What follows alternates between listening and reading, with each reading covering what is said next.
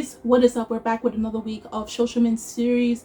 And last week, I did state if you did enjoy watching Hoyoka many years ago, obviously this series is one of many novel series written by Honobu Yonezawa. And this is also another mystery. Now, this is the first series that I'm watching that he's written. I never watched Hoyoka. I don't know if I am, but if I enjoy this series, then I'll give Hoyoka a chance as well. So it's basically these two kids, Kobata and Osanai, who are trying to become ordinary, while at the same time a lot of mysteries and things that need to be unveiled, not the supernatural kind, has to be solved at the end of the day. And the biggest one of them all, which had left a bad taste in my mouth, was the destruction of strawberry tarts, because a kid needed to steal a bike to go somewhere, and my boy Kobito saw it all unfold but could not solve that one mystery, even though it was point blank period in his face. So how will he solve it this week? I'm not too sure. So without further ado, let's get into Shoshimin series episode 2. How to make a delicious hot cocoa.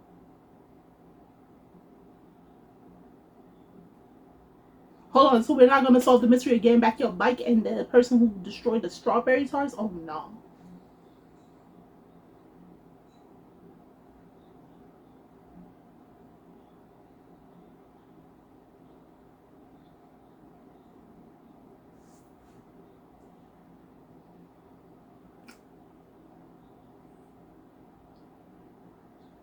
Ah.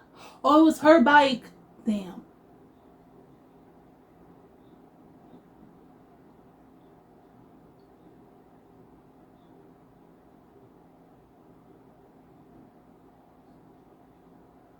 Why?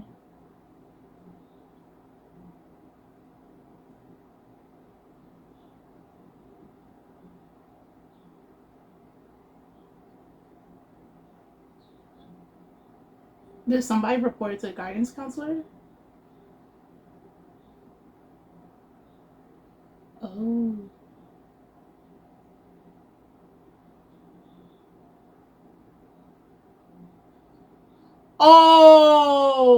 Oh, dang. So they thinking that she did a break-in onto.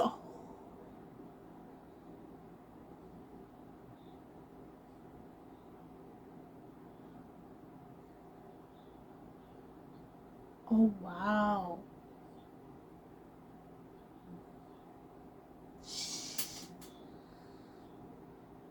Oh, that sucks. So they think it was her.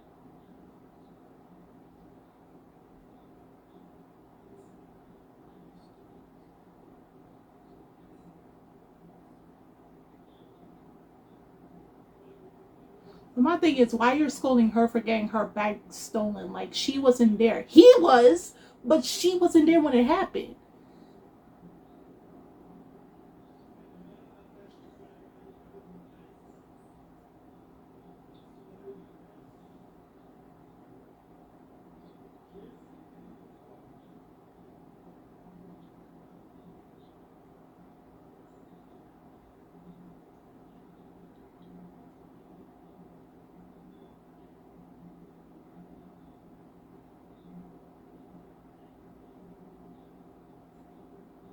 Boy, tell him no. Thank you.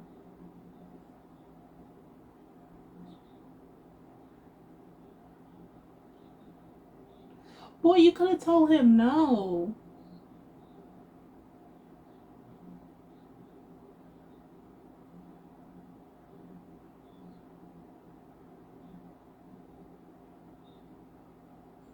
Does Kobito have no backbone to tell him no?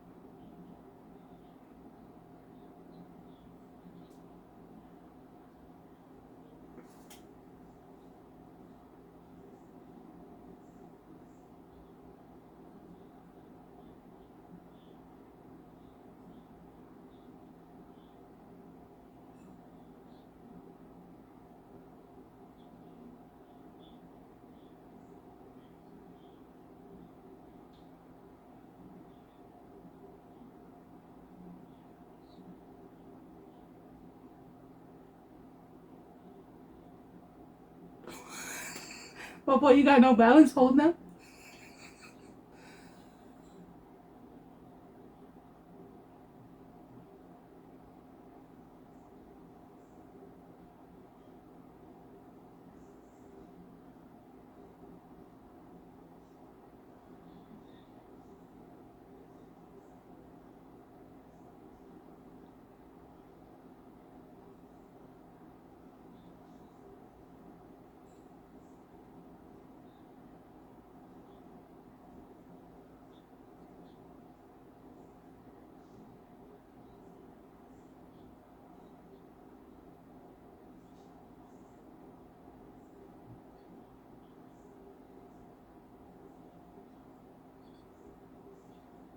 Why do you ask him to come there?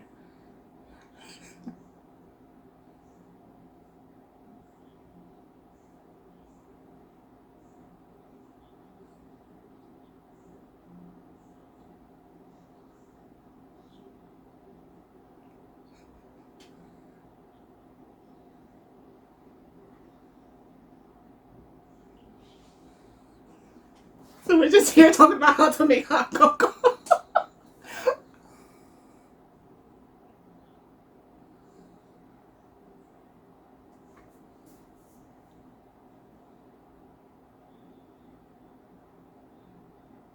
I mean, I'll try to make hot cocoa like how he did.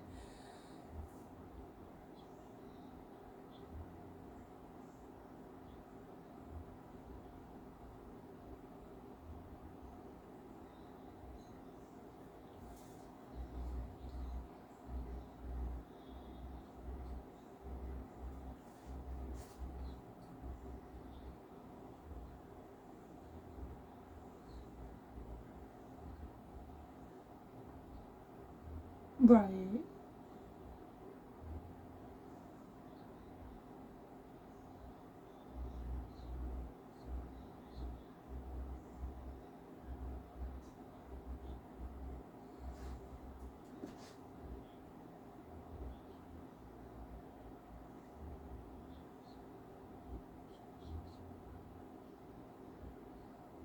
Oh.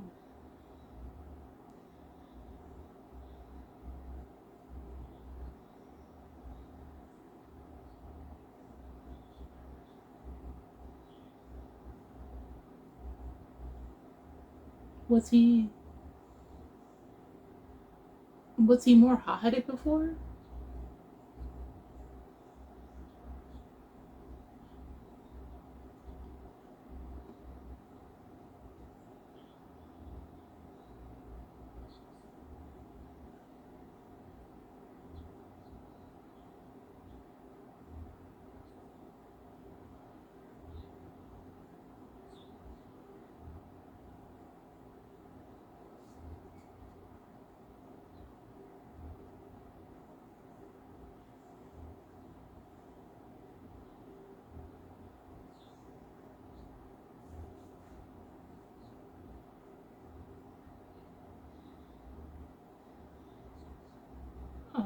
Sure.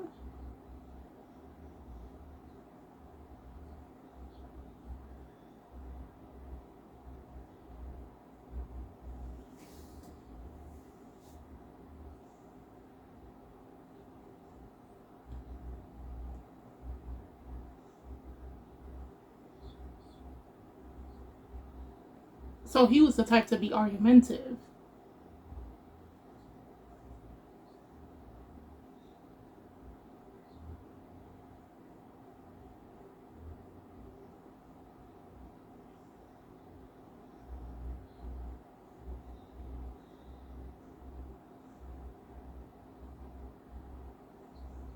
Oh.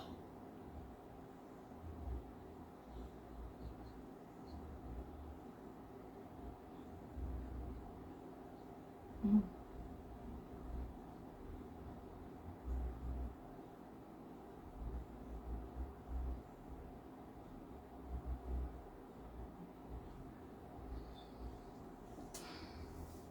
So something I wouldn't even say it's traumatic, but it could be he just grew up. He was a. I'm going to go on a limb. He was more argumentative, probably.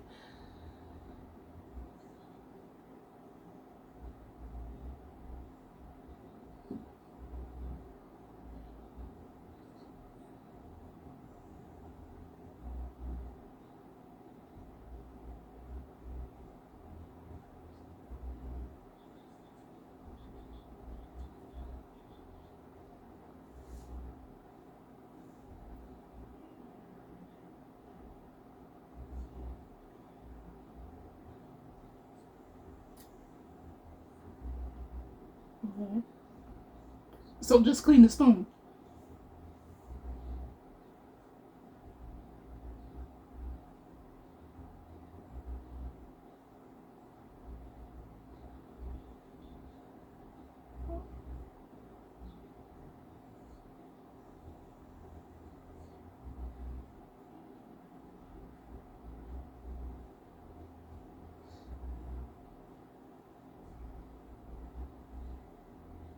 So how did he?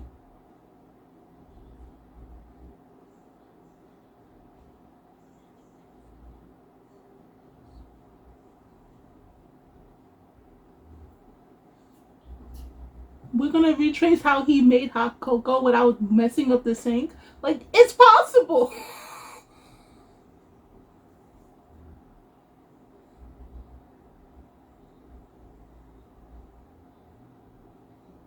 Could have put it in the microwave.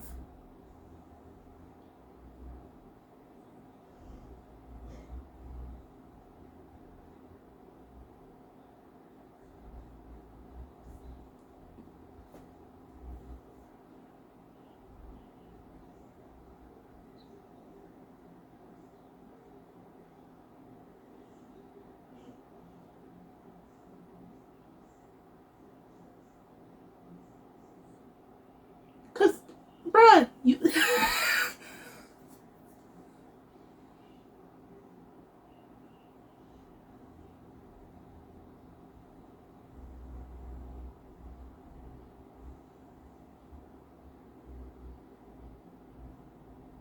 That's what I'm saying. He used obviously the microwave. It's really not that hard. Get it steaming. Use the same spoon to stir it up, and just put the dirty spoon in the sink.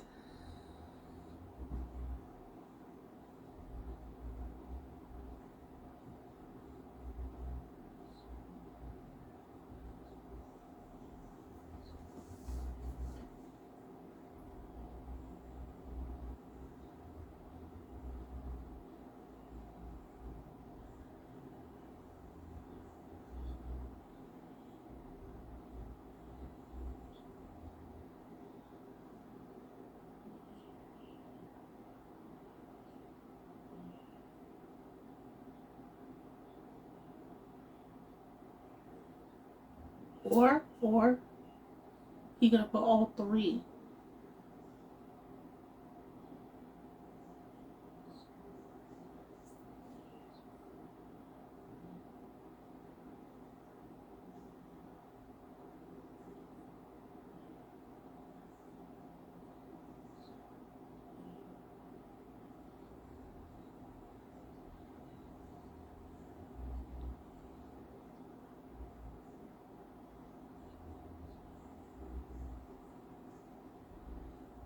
Right.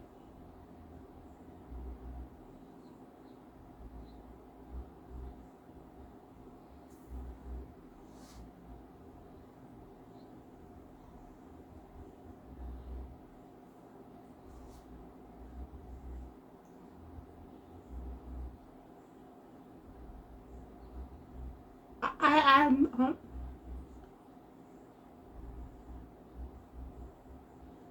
here's how this solve. Y'all going outside? It's that serious, bro. Making hot chocolate.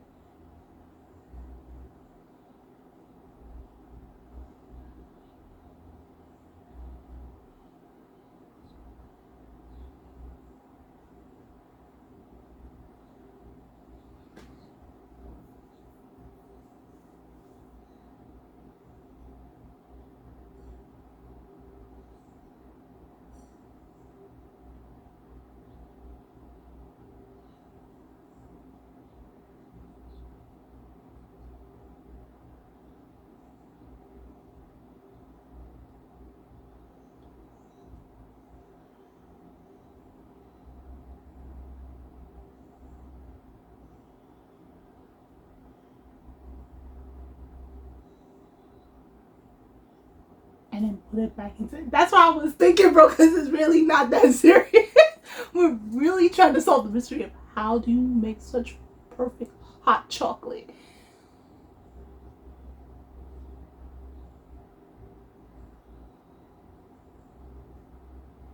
with one spoon.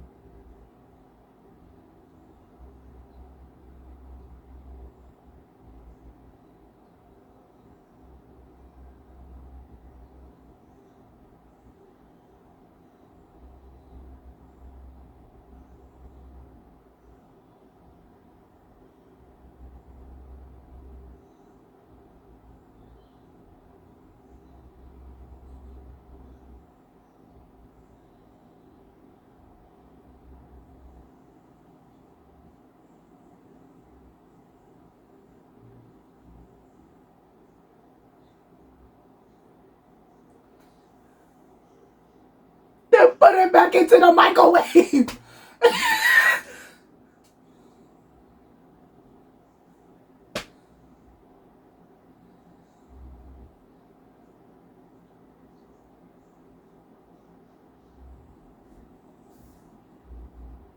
He didn't use no pot, no kettle, no nothing, bro. He had to put it into the microwave.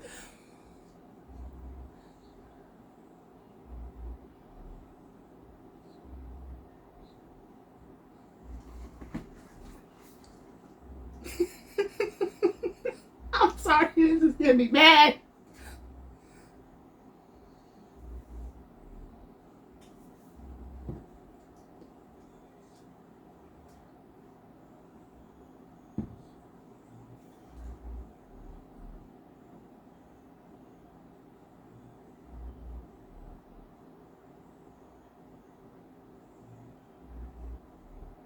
Or there probably was hot cocoa and he just warmed it up.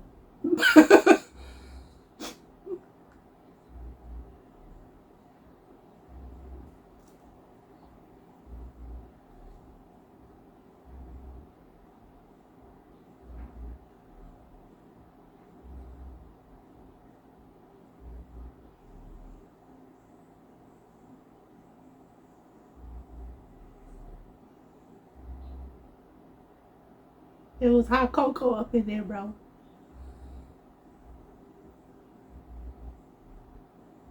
Yeah, yeah. It was already in there.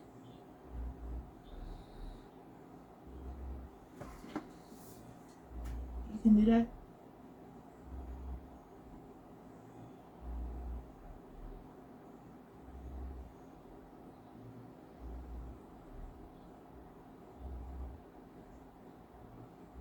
I don't think you can put.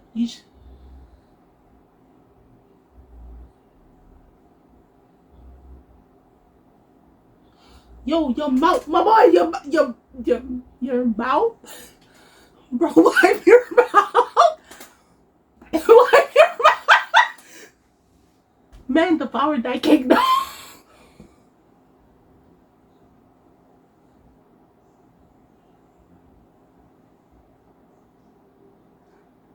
Wipe your mouth.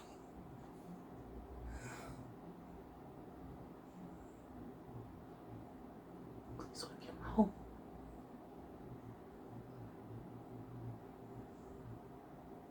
Please wipe your mouth. The fact that we spent almost an entire episode learning how to make the perfect hot cocoa.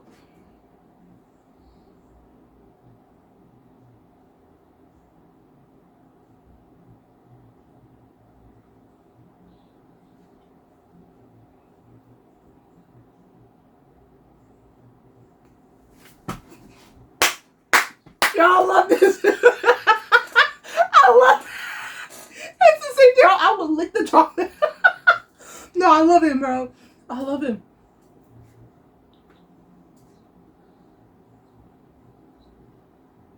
I love him.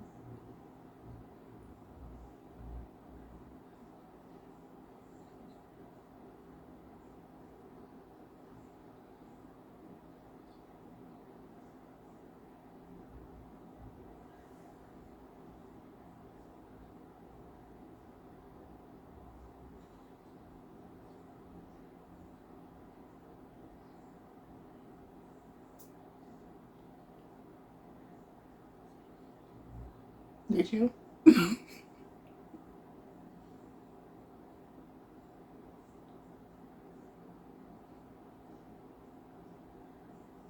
You didn't quit last episode. You didn't quit now, bro. There's no way for you to become ordinary.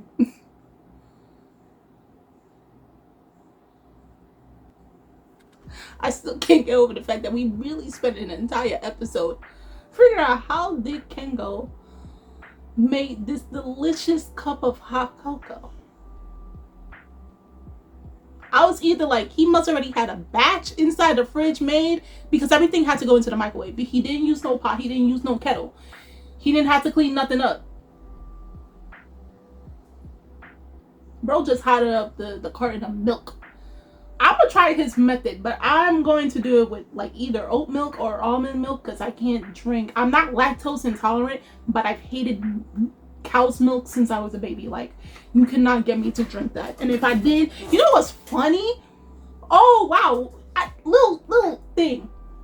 Like yesterday, I was thinking, yo, I don't know why I don't. Well, I know the reasons why I don't like it. But I was thinking to myself, like, even if you used to give me, like, as a kid, and you know, a lot of kids grew up eating cereal, right? If you was to give me I'm gonna use this as an example, my water bottle. Anybody that pours in the milk before the cereal, me and you can't be friends. But for me, I pour the cereal first. So I will fill it to the brim. Say this is the bowl, I'll fill it up to like here, right? Because I love cereal. Cinnamon Toast Crunch or Lucky Charms. I don't like that Fruity Pebbles or Flintstones. It tasted weird. It tasted disgusting. Don't come after me for that, right? So I'll fill it up to like here. This is not the entire bowl, but this is the bowl, right? Fill it up to here. Cow's milk now gotta be like right here. Or if I do drink something with cow's milk, it has to be flavored. So like when you in school and they give you like chocolate milk in the cartons or strawberry milk. My favorite was chocolate milk. They added something. It was crap. I would drink it. But regular cow's milk, hell no. You could not get me to drink that whatsoever. I would quite literally spit it out or throw it up. I can eat ice cream perfectly fine. I hate cheese. If I was to go into like a supermarket like Whole Foods and we passing by the dairy side, I have to clog my nose or hold my breath in because I quite literally feel like I would gag. But that's besides the point. So I'm going to try his method of making the perfect cocoa, the perfect chocolate milk, hot chocolate milk. Put like a small carton or heck, a cup, because it's going to be like one serving, a cup of almond or coconut or oat milk, put it into the microwave, let that heat up, and then, you know, I already have the mix and pour it like how he said. That actually sounds really good right now, but not because it's summertime, but that does sound like something to drink during the fall and or winter. Pour in a little, sprinkle in a little cinnamon or a little pumpkin something in there. Oh, that sounds fire. That sounds oh, that sounds delish. What the frig? But nonetheless, I like that we see Osanai is also trying to solve mysteries. But going back to mainly the first part of the episode before they were asked to go to Kengo's house, my man licking the wrapper, that same thing. Me and him is the same type person because I will do the same thing.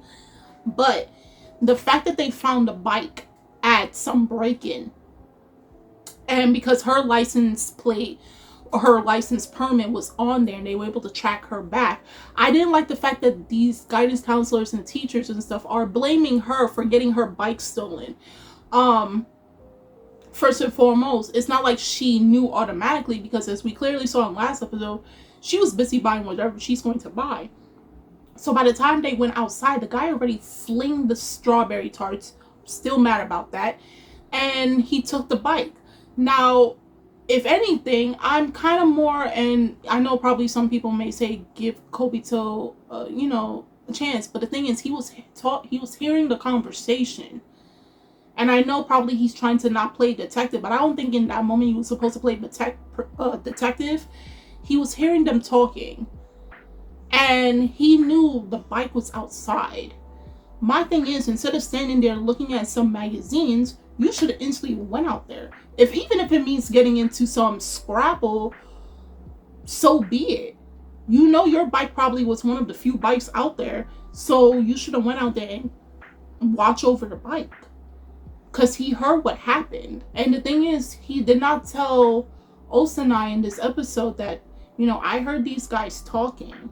So I hope they, not to stretch it too far, but the fact that, again, she got called for something that was not her fault, and it's actually something that could have been prevented if Kobito acted on it, because he heard what happened and he knew of the situation.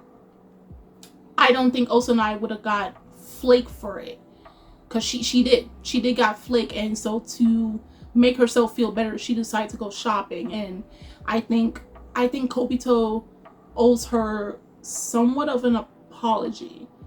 Like, it wasn't entirely his fault, but he can also have prevented it in some type of way, or tell her of like the events that led to it, because he heard the conversation and everything. So I'm not saying that he did it, but like, he knew of the events. So I don't know if they're going to bring it up next episode or anything of that sort, or they're going to show detective wise of him breaking down to be able to find the bike and then find the person who took it and confront them. I'm not too sure. Even though he says he's trying to be ordinary, I don't think he can with stuff like this. Is they going to go in some deeper mystery plot line with murder? I don't think so. It's going to be everyday little stuff like hot cocoa. But this may be, because it did go over into the next episode, so I think this may be something that's hanging over their heads if it's brought up again. So I hope they kind of like not gloss over it, but do bring it up and solve it, and then they can go on doing ordinary mysteries for the remaining of the series. But guys, if you saw this week's episode of Shoshimin series episode 2, if you are a novel reader, do tell us how you felt about this versus what was depicted in the novel from the adaptation wise, nothing further than this. If you're an anime only, are you going to continue with this series? Do you find any similarities between this and Hyoka, and what do you like so far of it? And also, again, what other shows are you guys watching for the summer anime season lineup? Links are in the description box, and full video will be on my Patreon. And I'm Kimi-chan, and I'll see you guys later. Bye!